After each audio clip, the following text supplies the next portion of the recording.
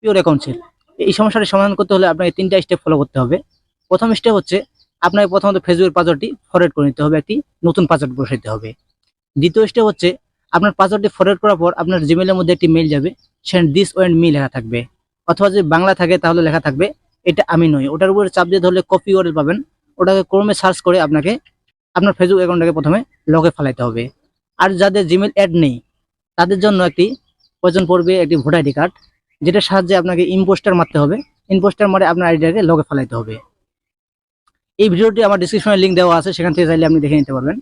এবং তৃতীয় স্টেপ হচ্ছে আপনি যখন আপনার আইডিটাকে ইম্পোস্টার মারবেন, অথবা আপনি জিমেইল থেকে ইউআরএল নিয়ে সার্চ দিয়ে আপনার আইডিটাকে লগে ফেলাবেন, এরপর আপনার এই আইডিটাকে আনলক করতে হবে। তো সেই ভিডিওটার লিঙ্ক ডিসক্রিপশনে দেওয়া আছে, সেখান থেকে চাইলে আপনি দেখে নিতে পারবেন।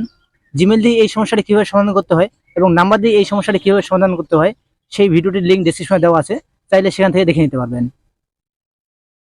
ভিডিওটি ভালো লাগলে অবশ্যই ভিডিওটিতে একটি লাইক দিয়ে চ্যানেল সাবস্ক্রাইব করে রাখবেন। আর যারা ফেসবুক থেকে দেখতেছেন পেজটি ফলো দিয়ে রাখবেন। ধন্যবাদ।